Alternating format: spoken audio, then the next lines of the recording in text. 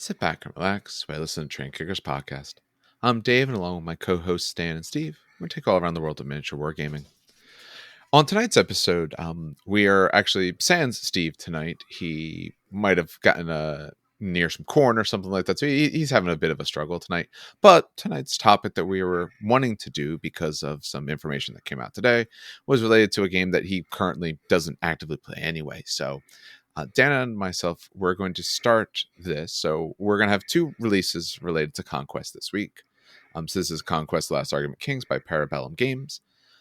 The first release that we're going to have is just an overview of the game. Now, both of us play it, but we are reasonably new at it, I would say. Neither of us have played for more than several months, but our goal is to, one, get into this game because we are both playing it, and a lot of people are local area playing it. We do enjoy it, and we want to start sharing some of that as well.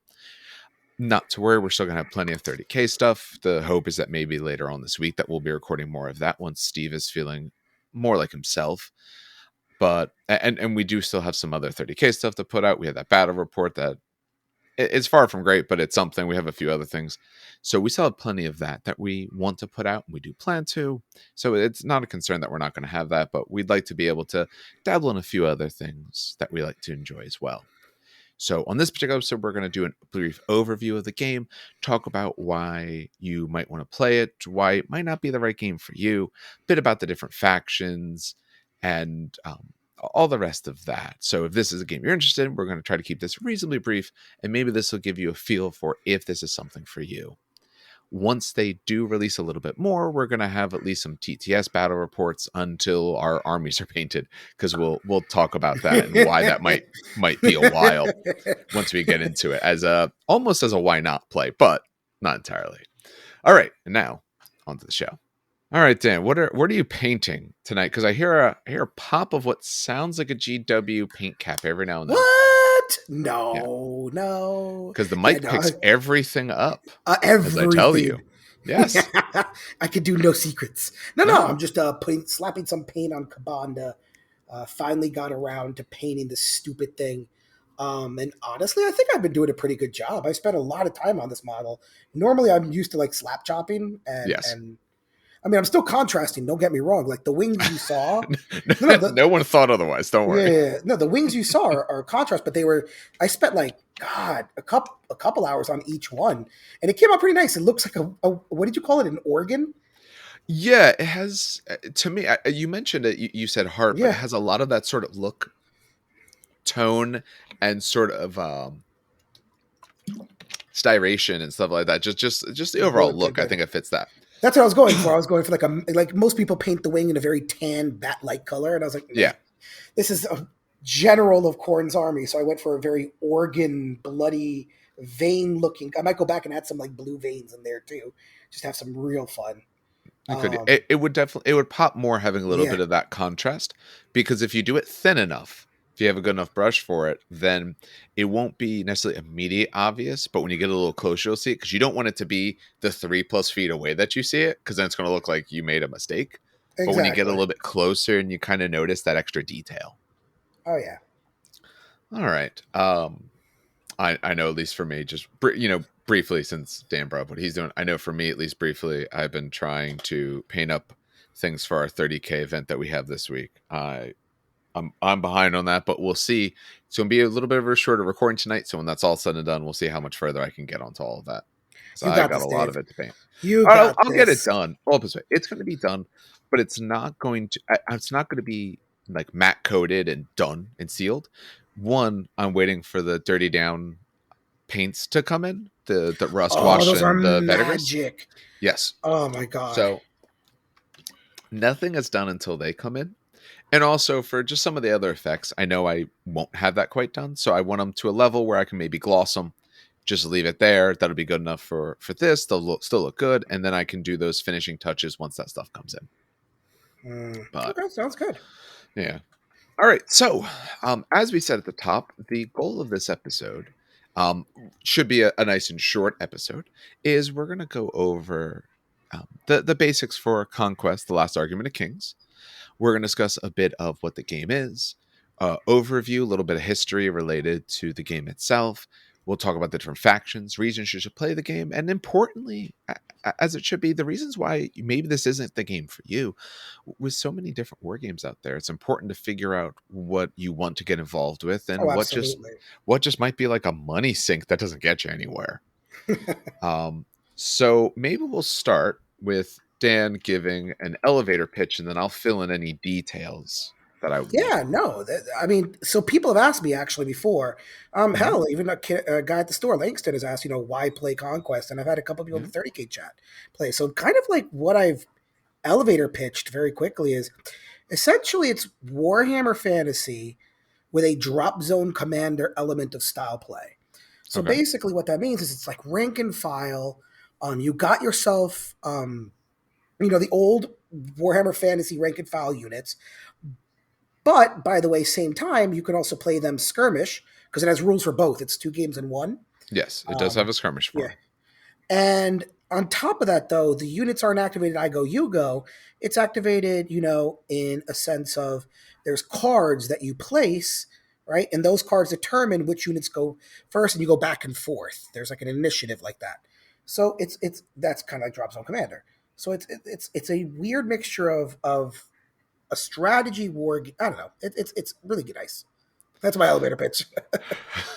Yeah, I would say if you are the type, and we'll go maybe a little bit more of this detail later, but if you're the type that when Warhammer Fantasy went away, that you started missing what you might call ranks and flanks game, and Mantic's games weren't necessarily meeting what you wanted or some other ones. There's a few other small ones out there. That this is a newer game on the scene that meets that in a very interesting way. So it gives you still what you want from mass style combat with very both interesting, fun, and different pieces to that. Now, part of this, especially if you like, actually, maybe short quiz for Dan. Do you know who designed the game? Parabellum?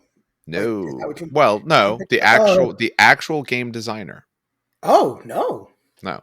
Okay, so if you happen to like say Warhammer Fantasy, it obviously fits like that. If you like, you know, Lord of the Rings, you might be able to see some things there, or a lot of other little pieces. The reason being for that, or actually, I don't know if he designed Drop Zone Commander. I know he designed Gates of Antares at one point when that was a thing, but it's Alessio Cavatore. Oh Yeah, shit. Okay, I didn't know yeah, that. him. That's Yeah, that makes a hell of a lot of sense then. and I want to say it was like 2010. I could be wrong on the timeline. He was a co-founder of a company called Riverhorse. So essentially, they come up with different game systems. So he is the writer of uh, what is listed at least as most of the lore as well as the rules and other pieces. I'm sure he had some other help with that, but he's listed as the primary, and it makes sense. If you're in miniatures games, his is the name you know. If you're in board games, it's Richard Garfield. So the or I mean, we could make arguments for Reiner Knizia or a few others, but for most well-known names, I would say that. So yeah, it's actually one of his games. That's hilarious. Okay, I did not actually know that. Yeah. Do you know when the game came out? Was it 2016, 2017? No, 2019. Really? Yeah, the game was discussed earlier. It was kind of like Oh, that's probably what I'm thinking. shown off Oh, at okay. shows and things like that. Yeah. But the actual launching was late June 2019. Oh, this is a Now fairly this new is as game. the information I could find. Maybe they had some ways you could get a little bit early or something, but the I was main thinking like launch. a Kickstarter, probably. Yeah, that part I don't know. I don't know if this was a Kickstarter. Hmm. I mean, you can take a look for that quickly. So we'll get into the factions. This essentially we're just going through this because this is stuff I found earlier, and I'm curious if Dan knows any of it. Do you know what the first two factions were? Have no idea, but probably Hundred Kingdoms Inspire. Absolutely, it was those two first, and then it was the Nords and the Dweghom after that. That makes sense. Yeah. So That makes sense. um, the one of the I don't know if it was Leslie who said this, but one of the people who's kind of heading up now design, his intention is I want to say it's like 12 or 18 factions he has in mind, and as the game goes on, they're just releasing more and more.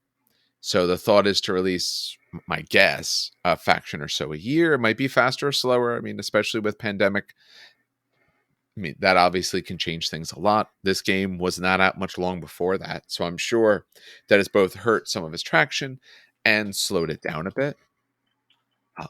But now that people can get back out there, we're seeing, I would say, a good amount of growth, at least in our area. I don't know overall. I can only go off of numbers and figures I see, but overall, I would say it looks like good growth. So, why don't we get into then a bit of, since we did a little bit of the history, I'm sure there's plenty more history. My goal is not to talk about things that I don't feel reasonably confident about. So there is more to their history. You can look up more about it, but I only figured out this game roughly about a year ago, and even then, it was a while before I actually started playing. But why Hell, don't I we go figured it to out, what, 3 weeks ago, about a month ago? yeah, probably about a Yeah, month, maybe 6 weeks, something like that. Yeah, very fairly recent. yeah. Um, so why don't you give a brief overview of the game? What does this game look like? All right, so this game, from what I've played at least, Yeah, this game is a rank and flank. Because I haven't played the skirmish, I will point that out. I've watched tons of video reports on the I skirmish haven't version. either. Oh, so just so everyone knows, we're going to keep this more to the last argument of kings instead of the first blood, which is the skirmish version. I'm sure it's good as well. I just haven't gotten to it. So Yeah, I mean, I've seen video reports on it, and it looks very similar play style. But I just wanted, yeah. So anyway, so yeah, it's a rank and file game, where essentially you have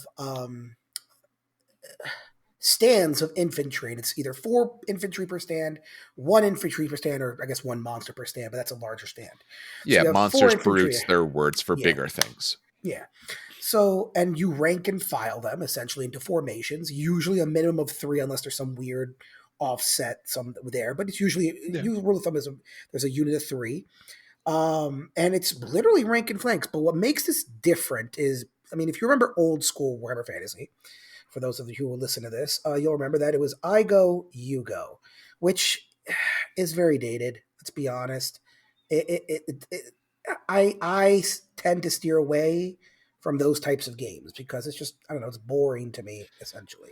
But this it game, oh, go ahead. no, sorry, it only works to an extent in a game where it is already present. So Warhammer 40K, as far as I'm concerned, is never going to change to an alternating activation game.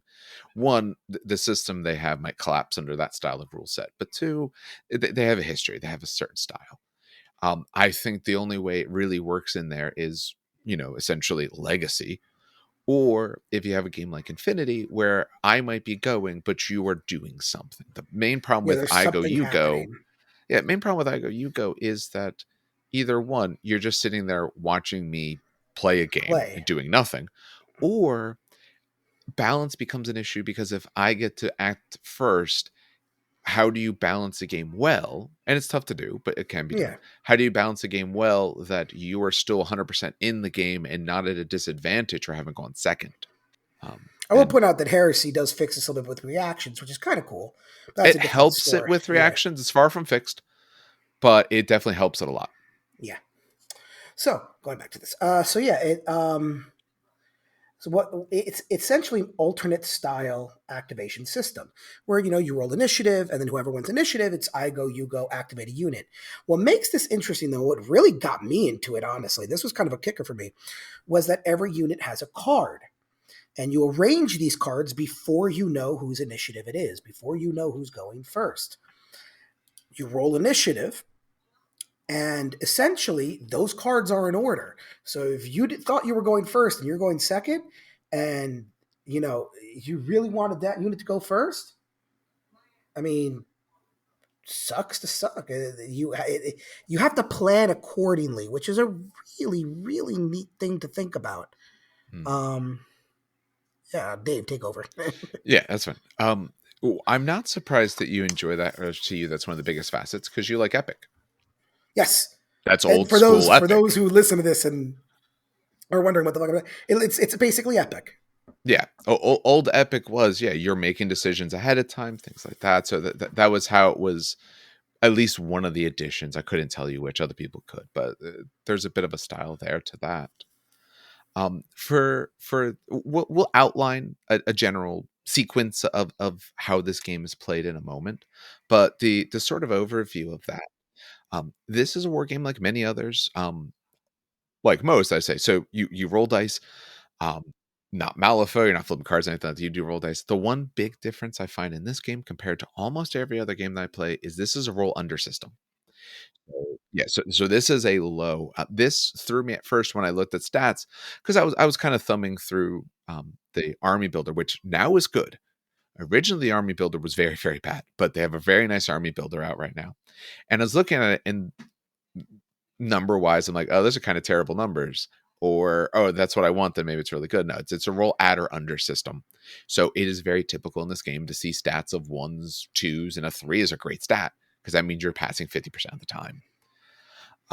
This is luckily a pre-measure game. You're able to measure any point you want. I am kind of driven crazy by games that don't allow pre-measures anymore. That's very old school. Yeah, Titanicus doesn't, but there it's like it's fine because there's so few things I can deal with it. I don't like it when it's like related to charges and like I'm gonna charge and then I have to check and like maybe it was a bad idea because I thought it was an inch or two closer. Yeah, I don't like games that rely on you can be better at the game just because you've learned a weird skill. that was me in So, fantasy with dwarves, to be quite honest. oh, absolutely. When they used to do pure guess ranges, that was absolutely a Yep, thing that for was that people. was all me, baby. Yeah. Um, so those sort of things. As Dan said, the idea is you're putting together regiments, and we'll talk a little bit about army building shortly. But the idea is you're putting together regiments of units. If it's an infantry, like I said, it's four on a stand. So you are ranked up, but you're on individual stands. If you are a bigger model, brutes, monsters, those sort of things, then you're one to a stand. You put them together as a unit and you face off. The game is played in general in 10 rounds. That sounds like a lot. Part It of is it, not. no. The biggest reason it's not as bad, and we'll get into this in a moment, is because the way that you actually bring your army onto the field. One of the biggest things in this game is that you do not start with anything on the field. There's no units when you start. Now, just to say this now, we are recording this on Monday the 23rd. This was the day the 2.0 rules came out. We are, after this, going to do a separate recording discussing the changes between the previous edition to the new. So when we talk about rules, we are going to be referencing them from the new version, but let's be, let's be frank about it. They might change this shortly hereafter. It's the 2.0 rules, version 1 of those, and in 3 days they could decide, oh yeah, we missed this, we got to change something. So at the time of recording, what we're saying is accurate, but there might be some changes that occur theoretically quickly, but the Absolutely. overall ideas are not going to change. um, I think the best way to talk about this game is to probably talk about the way a round plays out because that leads Hmm. us into a lot of the pieces. And we'll take it actually from the rule book. We're kind of looking, I had the rule book open, just the names. um, Actually, before we even talk about the rounds, go really for it. quick, I do want to mention the army building because this is kind of another thing that Yes. kind of drew me in. Yep. Again, going from Warhammer Fantasy or even most Warhammer games, most people expect you to like pick a leader, pick some core, pick some special, pick some elites. Mhm. That's really not how this game is. This game is you select a warband leader, right? And this Mhm. warband leader essentially can choose 4 units. Now, what's really cool is certain warband leaders can take certain units, other warband leaders cannot. So, give you a good example: the dwarf hold um, I can't pronounce the freaking name, That's but the okay. whole They're crazy. the hold can take dragon slayers as a elite choice, but no one else can. You know what I mean? So anyway, you are allowed essentially up to 4 choices per warband, Mhm. and you can have and I always forget the damn name of like the normal choices because I want to That's continue calling them line, and I know they're not line. no, no, no. It's not lined. So you were either mainstay or restricted. That's what it is. Thank you, Mhm. Jesus. So mainstay is you can take 4 of these, no problem. Mhm. Restricted is you can only take 1 restricted per mainstay. So in a warband, if you want it to look like this, it could be 2 mainstay, 2 restricted. Yes. but that's as many restricted as you can take per warband. And a Um, very important thing to mention there is what is restricted for one character might be mainstay for another and not even an Yep, and it option. gets all mixed up. Yeah. So using the Dragon Slayers that I mentioned before, no one else can take Dragon Slayers, but there's another restricted unit for the whole draw, which is the fire. We'll call them fire bazookas because that's essentially what they are. Big dwarves with fire bazookas, um, and they're restricted. But if you take a tempered sorcerer, all of a sudden they're mainstay. So it's Yeah. actually kind of neat that it switches around essentially what you can take based on who your leader is per warband. And there's still only one warlord anyway, and that warlord unlocks certain rules, but that's Yeah. essentially how it works. And a little bit more about just basic building here. For when you're building an army, you're allowed to include up to 2 of the same choice. So unless it says otherwise, there's very few what you would call named characters. I can think off the top of my head of one in the entire game. That's the stupid Dominion one, right? Yes, the Fallen Divinity is a named character. Yeah. There might be another one, but the Fallen Divinity absolutely says you may only ever have one of these. And that's because it's essentially like there's all kinds of crazy stuff if you get into lore. We'll talk a tiny bit about lore, but I'll be honest, I don't know enough of it at this point to feel like I could really have that big discussion. But Honestly, if you want, the lore is very much Eldritch Horror, Dark Souls. yeah. Oh no, no. We'll Yeah. get into we'll discuss lore and kind of overview. We'll do a very very high level of that to avoid getting mired down in it. But you can include up to 2 of each of them. That's the only restriction you have on how many essentially of these characters you have. Characters also need units that they can go in. They're not allowed to be by themselves. So, if your character is an infantry, if it's a guy on foot, he's got to be able to go with a unit of guys on foot. If he's on a horse, he's got to be able to go with guys on horses, that kind of thing. So that is a big thing in this game is the army building, the way you actually put a faction together. Mm-hmm. So going a little bit into what a turn looks like, we'll put it that way. So you're going to start, there's several phases. Reinforcement phase, this is where you bring units on. That's the sort of easiest thing. The big thing we said in this game is that you don't start with anything on the board. So depending on what turn it is, your units have different classes. You are light, medium, or heavy. Depending on the turn, depends on the roll that you may get to make to bring those units on. So say on the first turn, lights come in on a 4-up. Second turn, when you start rolling for them, can you roll for medium second turn? I'm trying to remember. I got to get to it real fast. Yes, on a 1 or 2. Okay, yeah, it's on a 2-up. So it's what, another 4-up and a 2-up? Yeah, it's a 4-up. Mediums is on a 2-up. By round 3, lights are in. So you don't start with anything on the board. You're rolling to get units in, and if you don't roll well enough, several rounds later, they're automatically in at worst case scenario. Now, really quick, some might Mm-hmm. already be turned off because, like, oh my god, that's too much variability. No, my god, I can't say that stupid word. Variability. Variability. Yes. But with the new edition of the game, one of the neat changes that they did was this is with 2.0 rules. Again, this is Yep. currently with 2.0 rules. Is that now per turn, you get to essentially auto select one unit to auto pass that roll. Now they have to be able to come in, by the way. So you can't take a heavy and pop that sucker in on round 1. You know what I mean? Yeah. But if turn 2 you really want that big chunky medium unit to come in, right, and hold down an objective, because fun fact, lights cannot hold objectives. They are your No. scout units. So you can't load up on lights and expect to just swarm the battlefield. Yeah. You won't hold anything. So you know, if you really need that big medium unit to come in, you can just choose to automatically take that unit in on turn Yep. 2 and then roll for the other ones. You have to roll Yeah. for the other ones. But that's a really neat addition that I really enjoy to the game because now it's like, oh, that sucks. I rolled awful. None of my units are coming on. Now it's like, Yep. no, I'm going to make these guys come on. Yeah. Anyway. It's a very nice change because I've absolutely had games where I get tons of my units and they don't. Like I say, it's light, so scoring is a thing. Now, what I will say, we're not trying to do a teach you to play for the moment. So Yes, if someone knows the game, if you have a medium character and a light unit, there's ways to score and all that, but we're kind of glossing over some of those details. The big thing is in this game, at worst case scenario, if you roll terrible the entire game, by round 5 everything is in. But you get some automatic things early, which I think is great. So you're going to figure out the stuff that comes in. You're going to get to know what's going to be there. Your characters, hey, they're in a unit, boom, they're coming in when the unit comes in.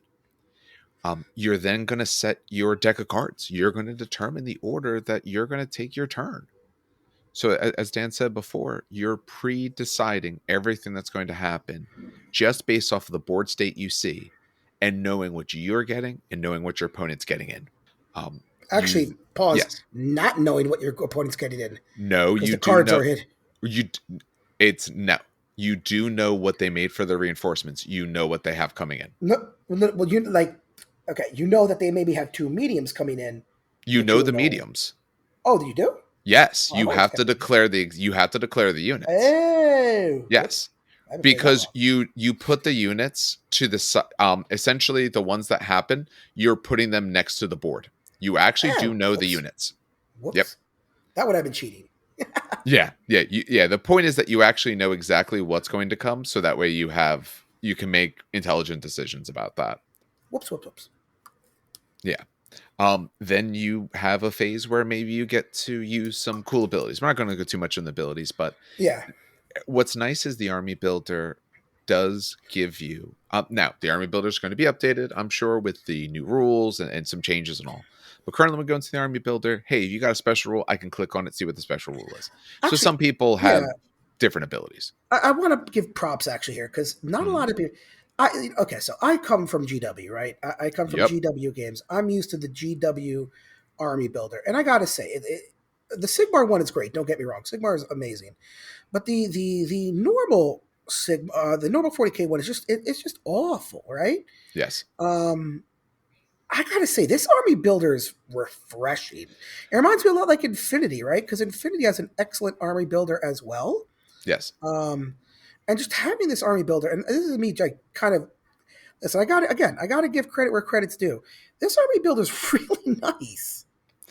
What I will say is the old one was bad. The new one is much better. The difficulty at first, if you're using the army builder and you don't know how it works, and you don't know, oh, I want to take a unit. The way you take a unit is by selecting a leader and then adding a unit in who they're allowed to take. Now, it's a lot better now, but it used to be kind of cumbersome. And if you didn't know how to put a list together, I remember the first time trying to use it, I didn't even know how to like put a unit in because I didn't realize I chose, one of a leader of a war band who wasn't allowed to take them. But now, Ah, now they give you a way you can just peruse the armies, so you can see what they look like, all of that, what types of rules the units have, how the units look for the ones that are out, and then you can go to a separate thing and actually build the list. Um, just a little more brief overview. Again, we're not doing this as a learn to play. We'll do that separately. For what happens, okay, it's your action. Flip the top card. That's the unit that goes. Units get 2 actions. Unless you're a character, we'll mention that briefly in a moment. But your unit gets 2 actions. They get to do 2 things. Only thing they're allowed to repeat normally is moving. Marching, they call it here, but again, it's just a pure movement. Otherwise, they give you a list of things that you can do. You can charge someone, so go and get up and close to personal someone. You can rally because remember, this is a rank and flank. This is like I said, Warhammer Fantasy. Your guys get afraid and maybe want to run and all that, so you can rally them together. You can change the way your formation looks. You can, take aim so you can get ready to shoot people, and you can shoot people. Those are the things you can do when you're not in combat. If you're in combat, you can fight. You can rally there as well. You can change the way you look. You can make your guys better to hit in close combat by giving them inspirational words, or you can get out. Very importantly, what people who are new might have missed, charge is one thing, fighting is another. yes, that's a big thing here. You have 2 actions. If your first action isn't charge, so if it's your second action, you are not fighting. hmm Now, Um, mind you, there are some things like horses when they charge into impact to hits. yeah, Like there's special rules that there's could break special it. rules and stuff that break it. But Yeah, if you're charging in as your second action, you're just holding that unit in place. You're not actually hitting them. Yep. There can be good reasons why you might want to do that. Yeah, When you holding them down. charge, yeah, you stopping them from where they're Yeah, going, protecting another unit. You might have a rule that when they activate and you're close to them, you hurt them. I play Old Dominion. We have those sort of rules. I have S- Dweg. We're on fire. Yep. So there's good reasons why you'd want to do it, but it's important to know in this game, a charge doesn't mean an attack like it does in a lot of others. Think of Warhammer Fantasy, think of A Song of Ice and Fire. When I get in, I get to hit you. That's not necessarily the case here. Um, so we're going to keep this a bit light on rules. I think one of the other big things that we should talk about, just as an overview to the rules, is how units come in later into the game. Did you want to take that? No, no, you could take it. Take it. Go Okay. ahead. Okay. So you figured out what you have coming in turn one. You got like 2 units. Hey, good for you. Turns over 3 minutes later. Now it's turn two and you roll and you get a few more units to come in. So there are two ways units come in. They could either walk in from the back. So you have your board edge. It's a 6x4 board. So they could walk in from your board edge. Let's say you're playing long ways for simplicity. They could walk in from your 6 foot edge. Or if you take a look, now this only happens up to the halfway mark on the table. But if you take a look for your furthest forward models, your furthest forward unit, and their back end, units can come in from the sides of the board related to where that is. This makes more sense once you've seen it. And again, we'll go through where we probably discuss this in a lot more detail to make sure people get exactly what this means. But what this means is your units don't have to come in from the board edge behind that your army. They can come in further up the board. So if you happen to have a unit a good bit up the board, your other units can come in from the short sides where those guys are. Now, there's some restrictions to this, of course. Not every unit can come in behind other units. They can't be in combat. There's some other things, but the idea is it's a different way to bring them on. So that means you could start actually flanking with things, especially stuff that's fast. So if your opponent is off to the side and has turned away from the side of the board edge, you could actually bring out your next unit there. And now you're right there ready to take advantage. General rule, you can't charge when you come in this way, but you could be set up for the next turn to really cause them a lot of pain. So that is one of the other main sort of facets that I think is both very interesting and very different related to this. And that's a bit about just their sort of overall deployment. You have characters, so you have big, powerful leaders. They have their own types of actions they can do. They can challenge, they can fight people. You have wizards or priests. Essentially, they can both sling spells, and they go through how all of that works. Um, but as you notice, yeah, it has a lot of the pieces that you want in pick any sort of fantasy themed game that you like. The other thing about sort of why to play this game, or the interesting pieces that Dan wrote down, was about mission variety. Do you want to talk a little bit Oh about the yeah, missions? this again. So I'm very big into missions. Hmm. I love when missions are various. I love when missions kind of do multiple things. Sometimes, like someone might say, "Well, but you this 40K all the time." Yeah, but 40K does have good missions. You know, as The missions complicated are as not they 40K's are. problem. Missions are great.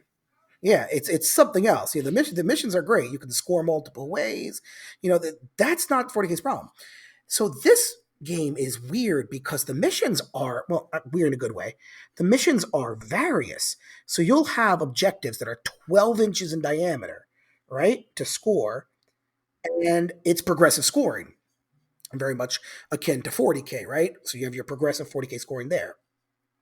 But then you have objectives that are endgame scoring, okay? But then you have objectives that have no radius, but you need to destroy them. But you can only do 1 pip of damage to them per turn, right? You can't do more than 1 pip. And they also have an armor save. So you could just literally do nothing to them. Um, and then you have kill points. You can kill the hero for points. And then to wrap it all up, you can achieve secondary objectives. So this is not a, oh my God, I'm going to take an army that kills everything in one blow. Ha ha.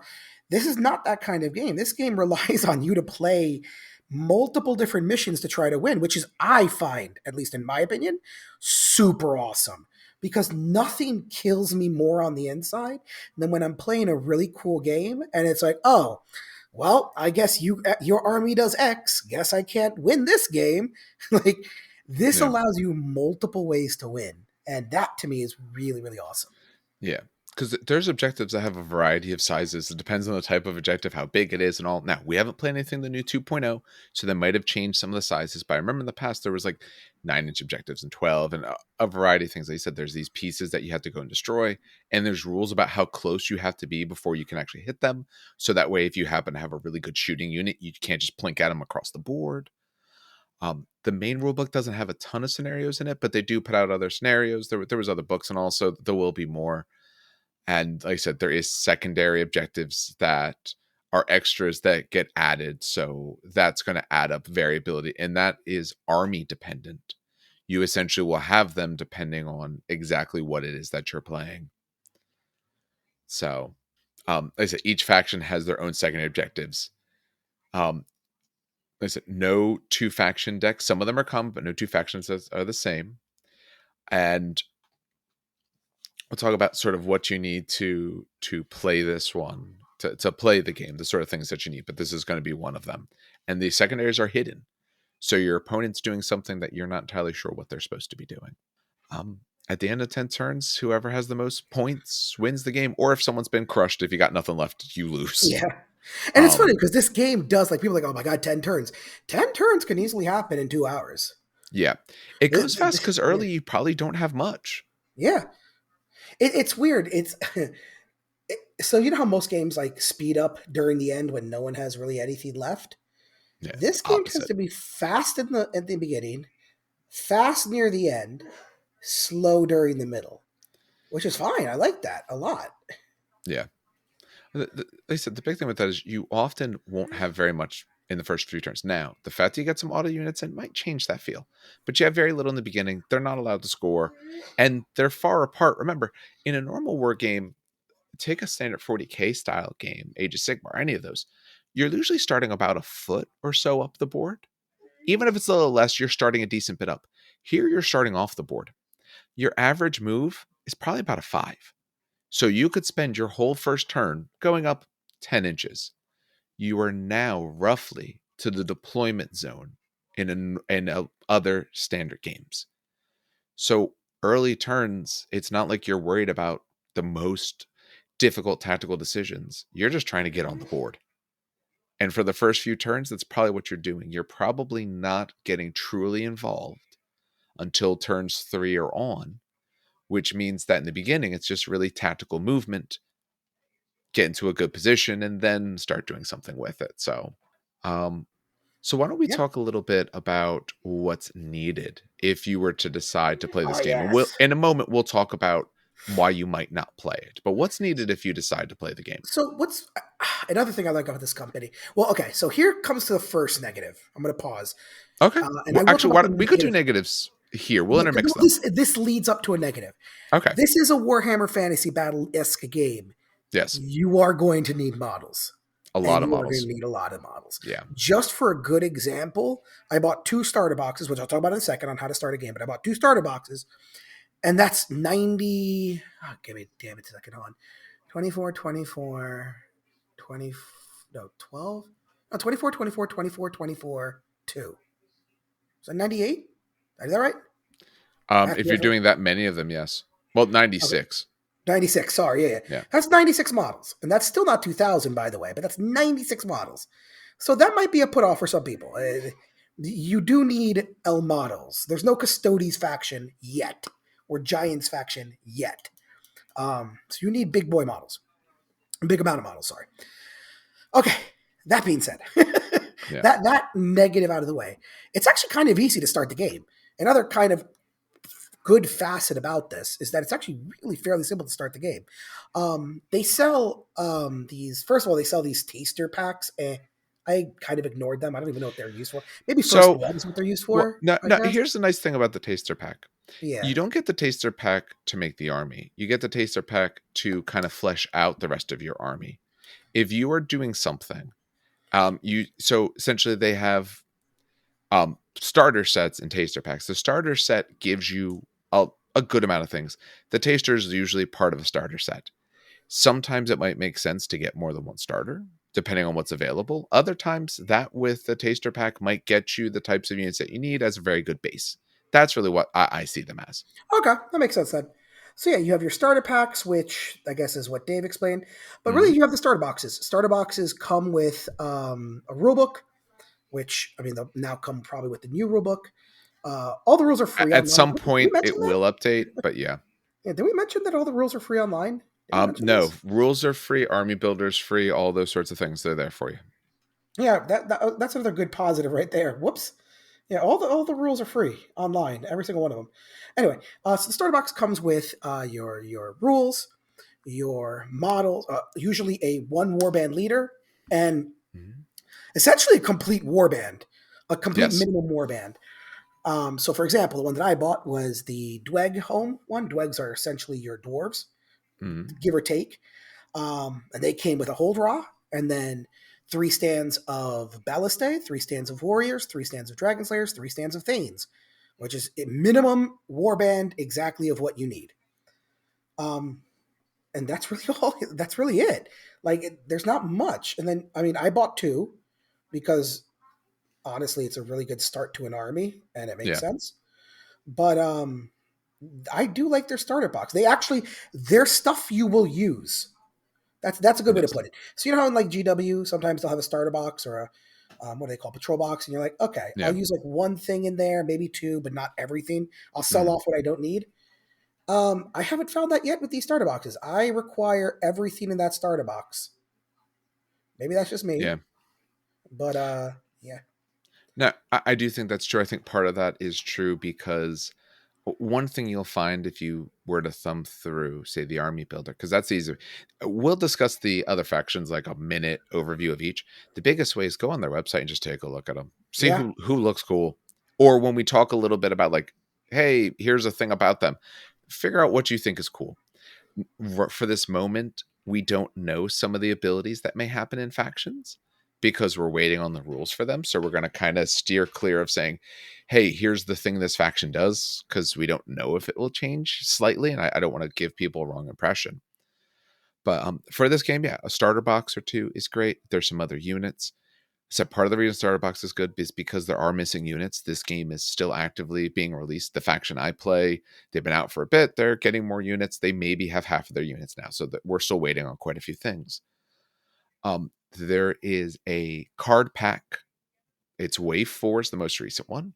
It includes cards related to your spells. What is nice is for right now they're doing QR codes on those, and that's that way if they update the spell, it's not wrong, which overall I have no problem with. I have no problem with my phone having information.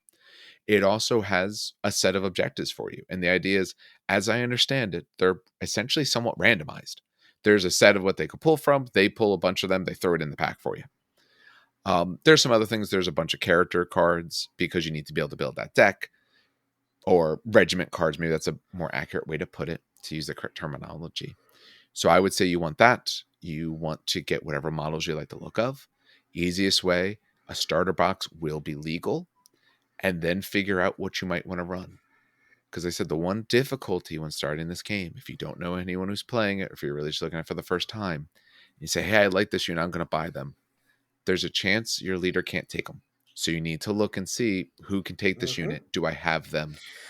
I will say the Kind of army thing. builder does help a lot in that It regards because does. you have to choose a warband leader, and when you choose the Mhm. warband leader and you add the regiments, if it's not there, you can't take it. Yes.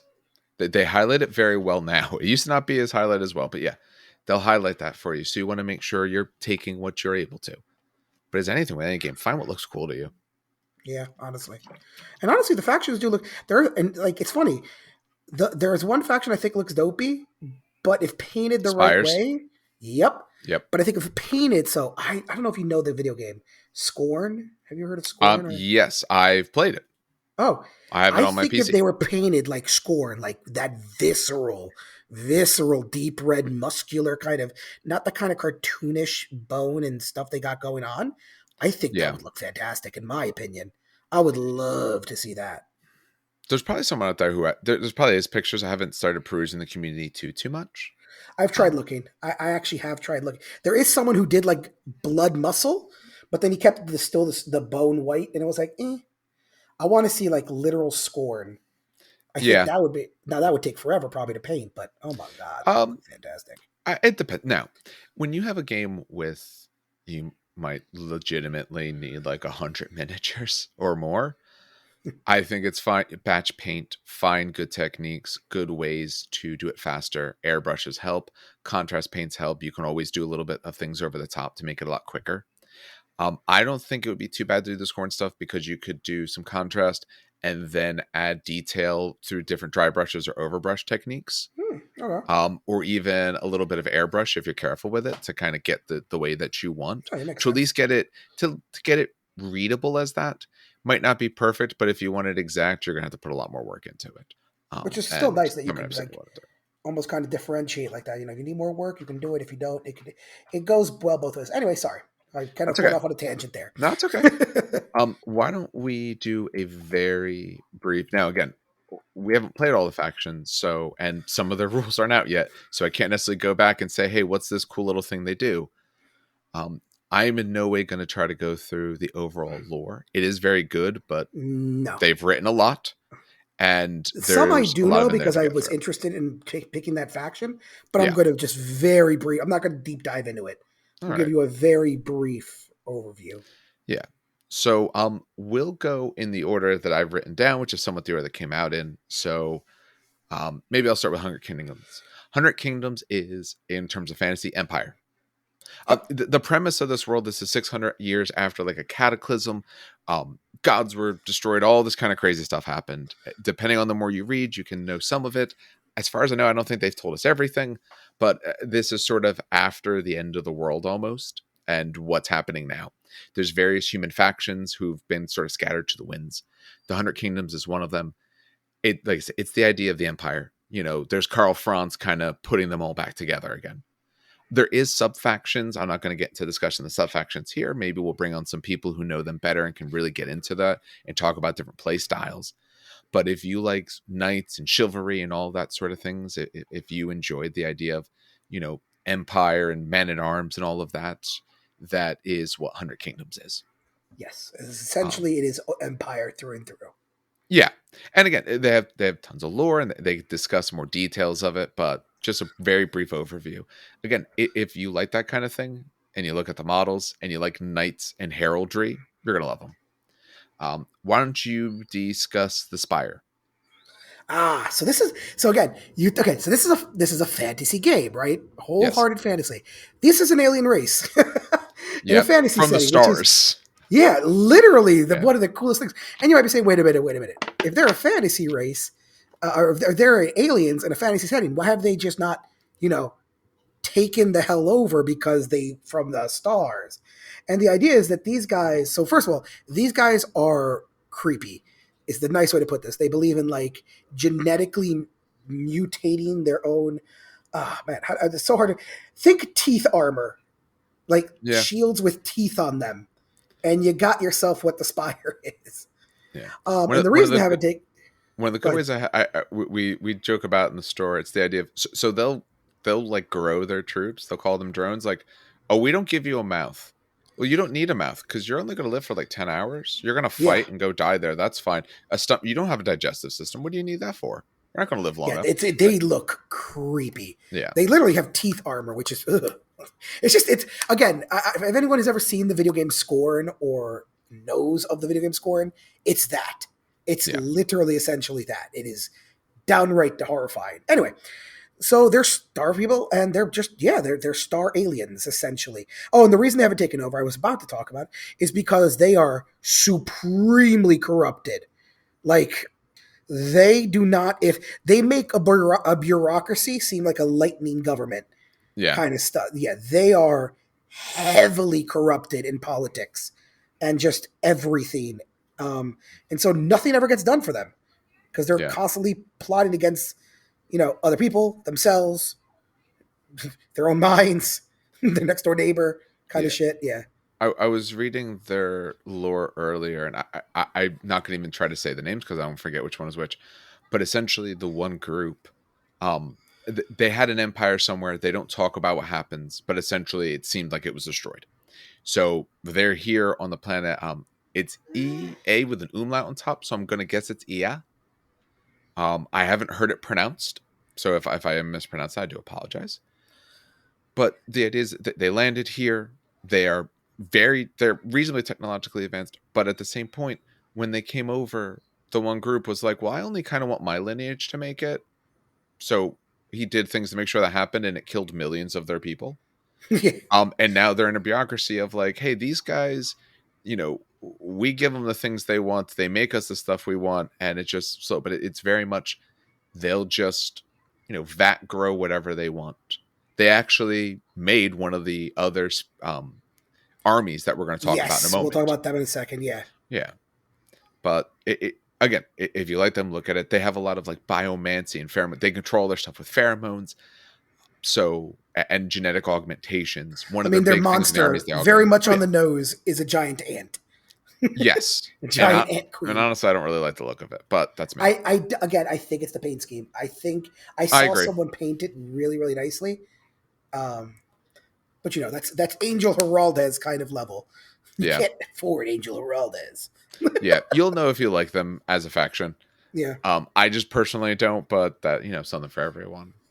Um, I'll briefly talk about the Nords because that leaves the drag home for Dan. For the Nords, these are, for all intents and purposes, the Nordic people. Just as they say, they use names even from um, Norse mythology. There's Loki and stuff like that. They just survived what they called after the destruction. Essentially, there was a winter. They called it Fimble Winter, which anything about Norse mythology.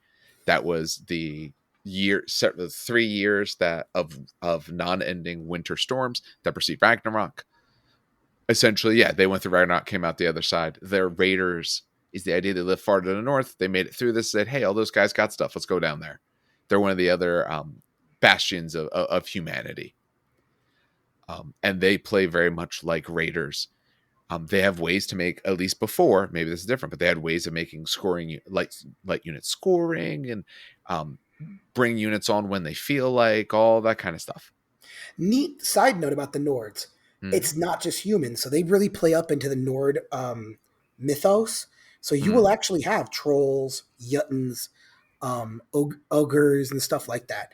Like straight up from, it's not just Valkyries. So yeah, you'll have normal humans, but also you'll have a gigantic frost breathing, giant. Because why Yes. not? Yeah, they have sea Jotunums and hill and ice, all kinds of stuff. So yeah, they very much are pure Norse mythology to an extent. All right, talk about your dwarfs. Yep, the dwarves. Excuse me, the Dweghom. Now these are dwarves. The reason they're Dweghom Dwarves. is because they actually killed. So dwarves were a slave race, um, and they killed their essentially killed their god. Most things in this did. That's one of the big Yeah, things. Almost all the gods are dead, or as said far as I know, it never might be all of again. them. Said never again, and they are an extreme meritocracy. These guys, your whole life is based on what have you done and what can you do. Um, but they're essentially dwarves. What's really cool about them is like you have the normal dwarves, but you're thinking cannons and stuff like that. I should point out one of their big units is literally just a drake with a cannon on it, which is Yes. fantastic. That's literally fantastic. It's got two side cannons. But what's really cool about them is that they also have like automata, that's flame breathing automata, which is they look kind of creepy actually. They remind me of just Dark Soul bosses with like Yeah. really weird, funky mouths on the crotch and stuff. Um, but yeah, no, that's essentially the do. Very quick, very easy. Um, but yeah, no, they're just a neat faction. Yeah. Okay. Next up, we have the Wadroon. I'll probably have you do city states and we'll flop those. But for Wadroon, this was a species or species plural created by the Spire. Yep. Normally the Spire just makes things for like kind of set it and forget it. But they wanted to actually create. something more. It goes into details of how all that happened, but essentially they created them. They are, for all intents and purposes, orcs, really. Yep. Although they also do a lot with dinosaurs and the type, and It's very dinosaurs the way works. they actually were, which includes feathers and things like that. Um, but the idea is that they're very in tune with nature, partially due to their hearing. They're able to Their hearing is more than just their ears; it's essentially like their whole head kind of thing. So they also have raptor riders and giant T-Rexes and all. So, but they are very much like a savage orc sort of army. In so much that their rule before at least was chanting. So they chant different things and it gives them various bonuses. Why don't you talk briefly about what we know about city states? City states is the army that is to come out Yeah, in yeah, about city 2 months. states. So I will. That one, funny enough, I do know the lore. Well, no, Okay. they use their gods as batteries. Yep. So the point of the matter is, don't be a god in this universe ever. Nope. God, because Jesus. Yeah, no, they use their gods as batteries, so they actually are pretty robotic, almost kind of like Mechanicum-ish, where they actually have mechanical limbs, and they also have robots essentially. Hmm. But city states are, I mean, as you probably know from the name, they're Greeks. Yep. So you have the hoplites, you have giant statues, you have minotaurs, and the minotaurs. So many people were like, "Oh my god, they're so fat." But the idea, like, I go into this a lot. Like people when they imagine, Thor is like they imagine Chris Hemsworth, but that's not really true. Thor in old mythology was fat. Like, look at some of the, you know, what you call it, the lifters of the heavy lifters of the world, right? Like They're Bjorn. never thin. You can't be They're thin never to thin. do These that. guys are thick. I don't even, they can't fit in a car. So anyway, their minotaurs, back to the city state minotaurs, are just thick. They're massive. Hmm. They look like actual bulls, which is pretty cool to look at. Um, but these are your stereotypical Greeks. There's really Yep. not much to say about them. Yep. Um, those are the Greeks. Going over to the Romans is the Old Dominion. The Old Dominion is the undead army. Basic overview is it was a wasn't necessarily human to begin with, but sort of like a human empire. And through various ways and means, all the dead were brought back to life with one goal: kill the living. They go into why it happened. It relates to like a god tapping into an old power that no one could ever find. All kind of crazy lore, but essentially it's the undead whose only goal is to go and kill. They do look like Rome. A lot of their stuff is Roman legionnaires, and then other Roman themes, and then things like uh, sort of ghosts or ghouls. Some of their units that we've seen, because there's a lot of it. They're one of the newest factions that is out, so a lot of their units aren't out yet. We've only maybe seen concept art. So like the ones that just came out look kind of marble statuesque in pieces, but they're animated. So it's a lot of just various animated things. One of their models is an animated, essentially sarcophagus covered in bones and Yes, random just elements put together to make it alive, quote unquote. Um, yeah, alive, quote unquote, yeah. exactly. So that's sort of all the factions they have right now. As we said, City States is coming out soon. What they are doing, which I honestly I love, they have a lot more factions they want to do. They put polls up to the community, say, hey, what's the next faction you want?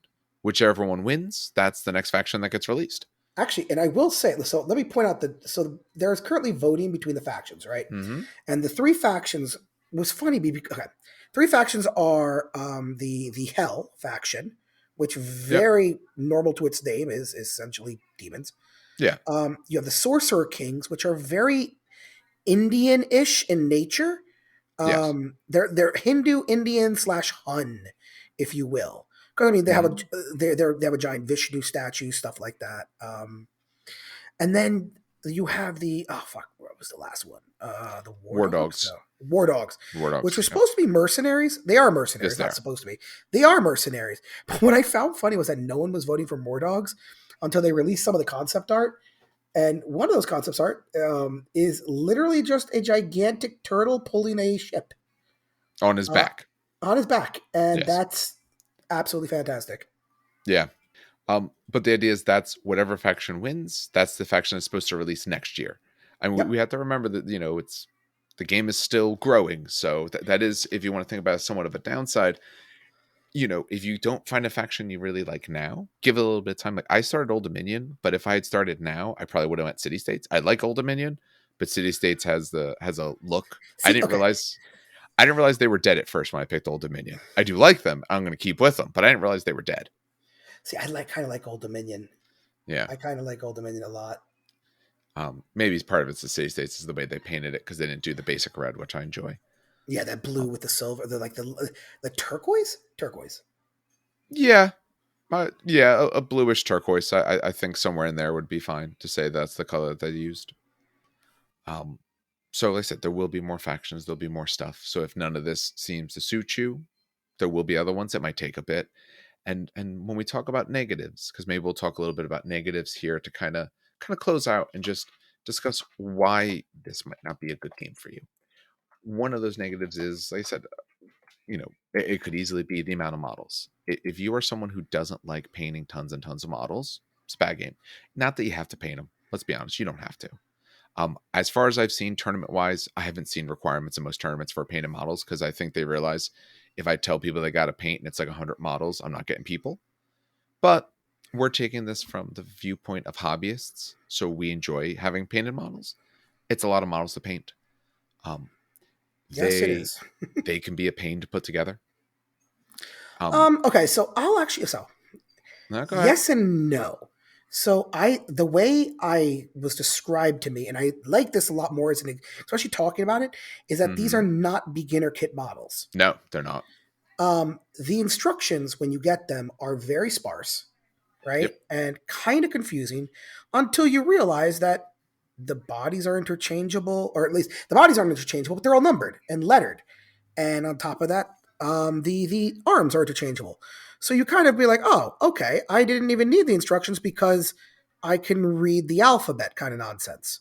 But for a beginner who may not know like what they're doing, that's kind of annoying because we're Yeah. so used to reading like here's piece 17, piece 17 goes to piece 18, so on and so forth.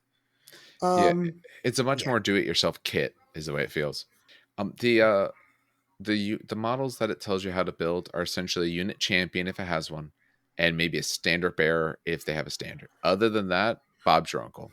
Yeah, bodies go together one way, but I know for one of my units, one of the pools of smoke, let's say it is three pieces put together. I figured that out because when I clipped everything out, I said these look like they fit together. Oh, they do. Okay, that's how it works.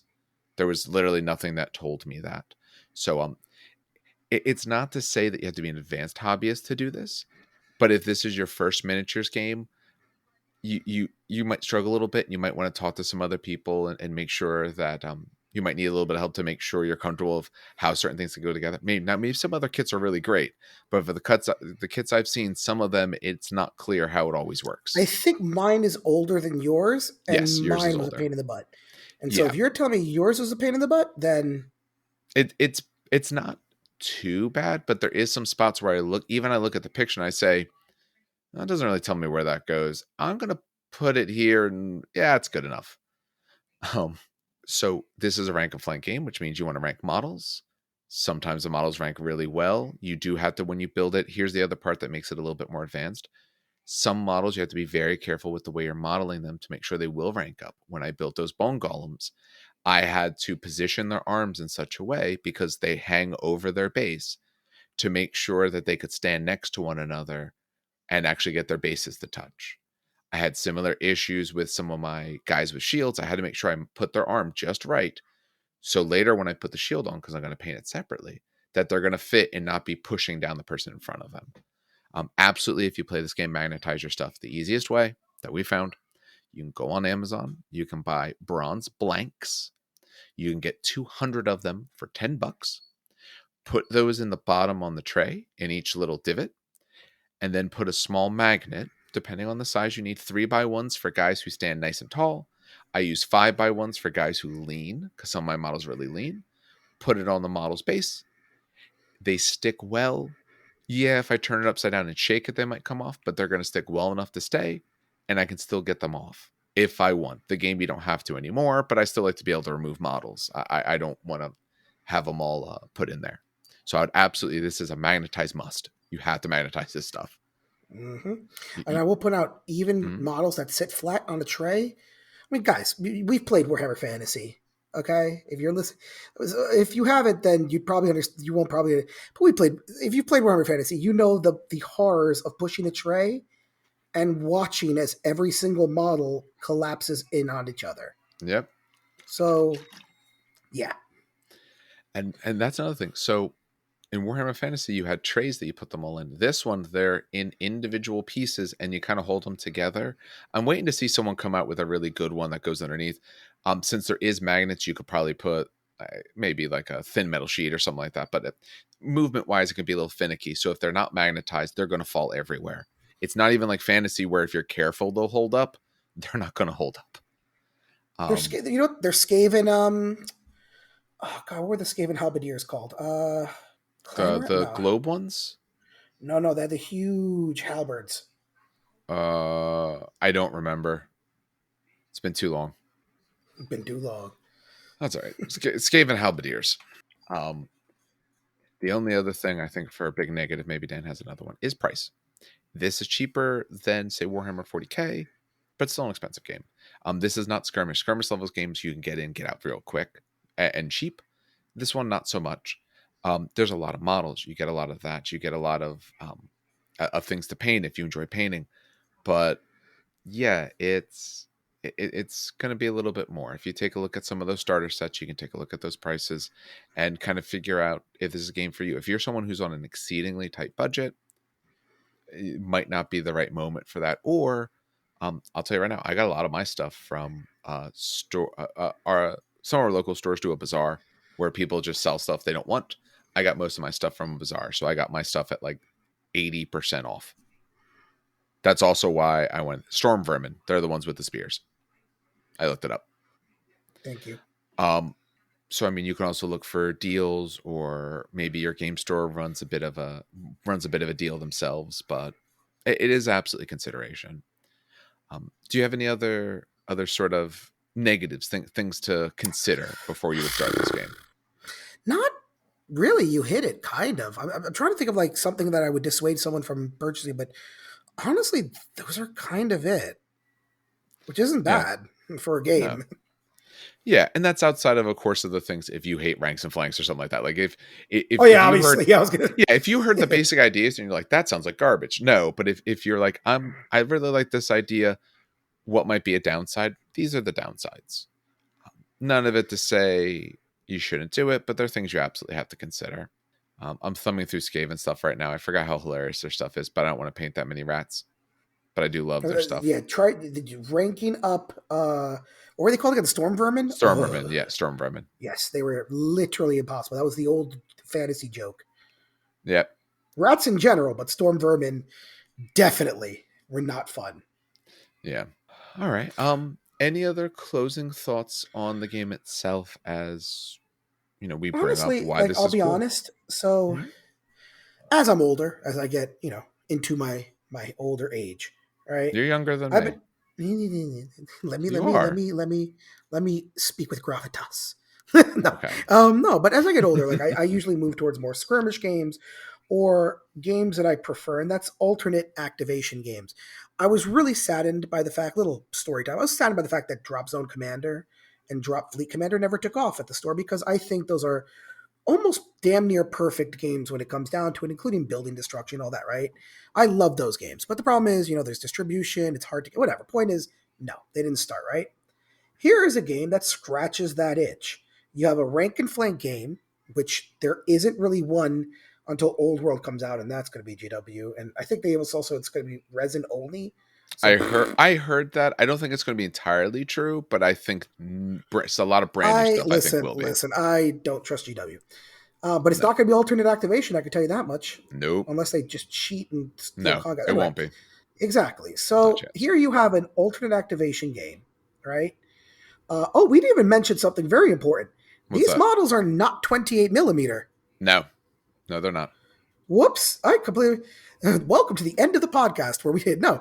Yeah. These models are 38. 32, 38. Oh my god, It's they're 38 massive. millimeter. Now, these are chunky models. I will let you know that. Anyway, so here's a game that is alternate activation, right? Here's a game that requires you to play cards, which I love. It's rank and flank fantasy. The magic is not overpowered, thank God. No. Uh, 8th edition fantasy still gives me scars as an ogre player and a dwarf player. I think that was you that it happened to, where your entire army died, right? Not A my couple entire settings. army, but about 2/3 of it Oh my god. So to yeah, a the magic is not overpowered. purple sun.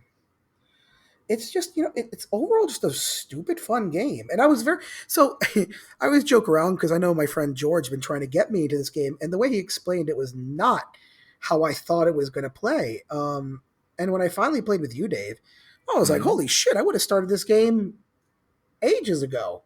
Yeah.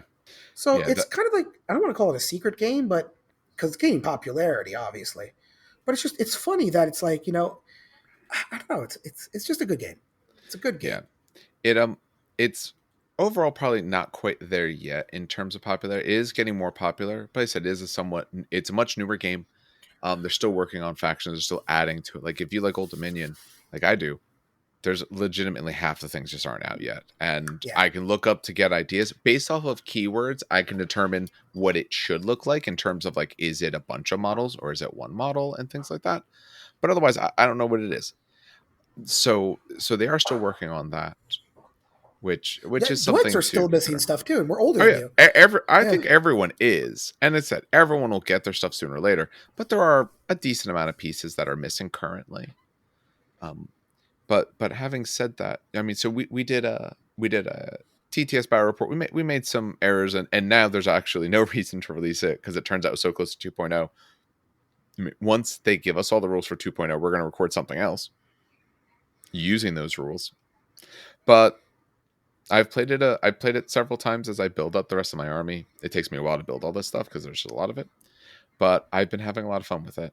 And it, like I said, it does scratch that other itch I have. And I do feel it fits very nicely with some of the other games I play because it is quite different from them while still having some of the hallmarks that I enjoy in games. So that way I feel not that I'm playing something I already do, but I'm playing something different while still not forgetting all of it. It's so one of the things that I sometimes have a problem with Infinity is, and it's better now, but it can be very rules dense where if you haven't played it in a bit and you haven't kept up with everything, it might be tough to kind of sit down and do. Where this kind of game, if you're keeping up with, say, what your army does, you read through the rules, most of it, after you read through it once, you're probably fine. You might make some errors, but the errors are probably not going to be so dire that it's going to destroy the game. Let's face it, we all make mistakes in games. It's going to be a thing. There's always going to be something wrong. So with this, I feel it's a nice and easy enough rules to retain with enough complexity and choices that's going to keep it interesting. But I think that'll do it for us tonight on this thing. So, like I said, we went over a bit of the game. Do look for more content related to Conquest, especially as they release things related to 2.0. We like to be able to talk about the different factions when it comes out. We're going to do some battle reports. Like I said, for the time being, it's probably going to be TTS until we get our stuff painted up. We have several people at the store also who have painted stuff or are painting their stuff. As that stuff gets done, we all want to be able to put out some actual battle reports. I'm working on probably this week. I'm going to try to get some of the equipment in that I want to actually be able to do for that, so that way we can do that going forward. But we'd like to be able to cover this to an extent, while we're also still covering 30K. Like I said, we're all going to an event. All three of us are going to an event in like 5 days. So we're in no way going to abandon that. But maybe this is something, depending on Steve's desire to be part of it.